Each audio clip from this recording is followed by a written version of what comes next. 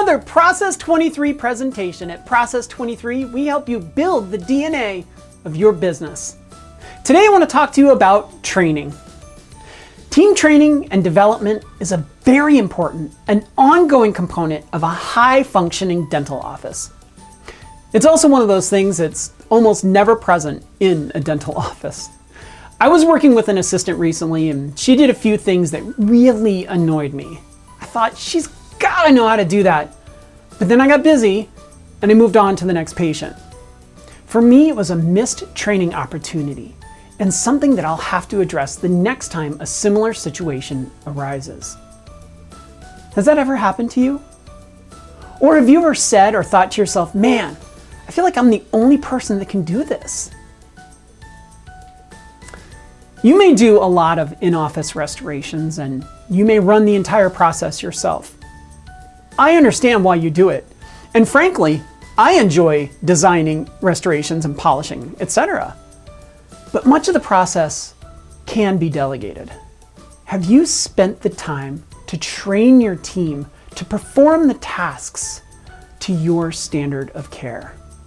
As dentists, we run out of time to perform the tasks in our office that will make it run more efficiently.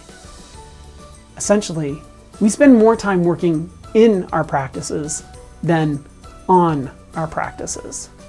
If you want a high-functioning dental office and an outstanding team, then you will need to create a training and development program.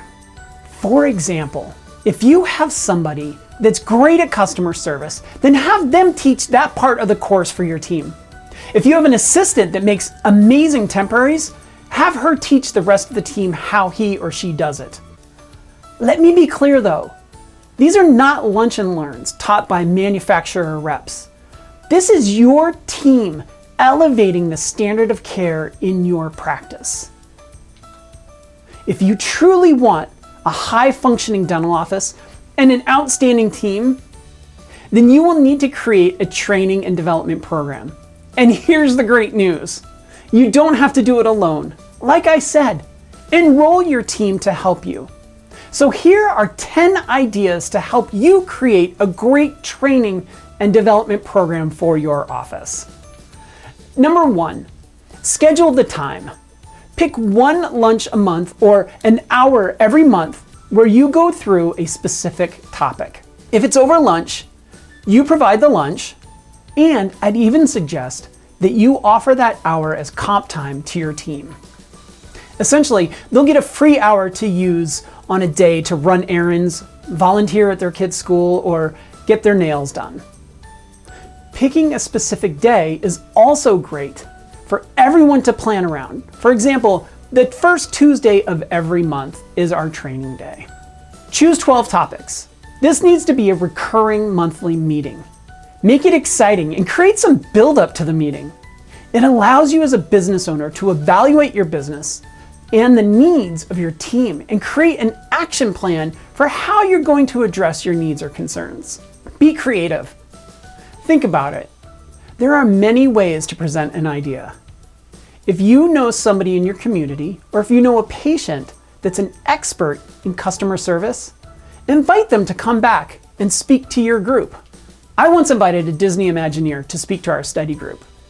It wasn't even dental related, but it got everyone in our group pumped about creating outstanding customer experiences, and it opened their minds to new possibilities. Hold somebody accountable.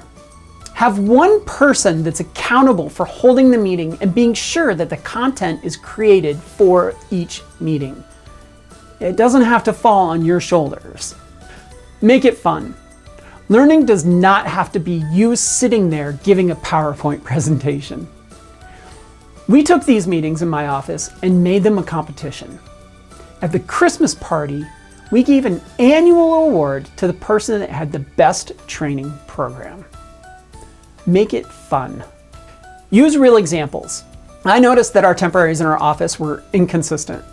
Sometimes they looked acceptable, and other times they looked like composites smushed on the tooth.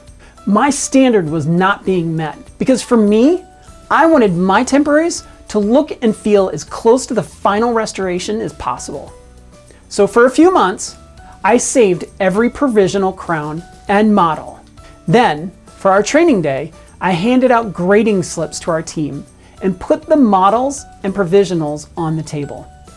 I had them rank each restoration in multiple categories, like fit, contour, finish, occlusion, contacts, and margins. Then, I showed them a few restorations that I made and explained what was important to me. I followed that up with a live demo and bam! Our quality improved from that day on. The next point is engage your team. Training days are not about telling them what to do. It's about getting them to think the way you do. The way you get your team to really think is to ask them questions. Say something like, John, what do you think the downsides are to having patients with ill-fitting provisional crowns? It gets them to think about the downsides and why they're doing what they're doing. The next point is that meetings are mandatory. These are your training days. People can't miss these days. Once the meeting gets to the end and you're wrapping things up, ask everyone to write down 3 things that they learned from the meeting and have everyone share at least one thing. And then finally, at the end of the meeting, before you finish, restate your vision for the practice and your patients. This will keep your vision in front of your team at all times. Take the time working on your practice and not just in your practice. The return will be significant for you, your team, and especially your patients. Thanks, and make today great.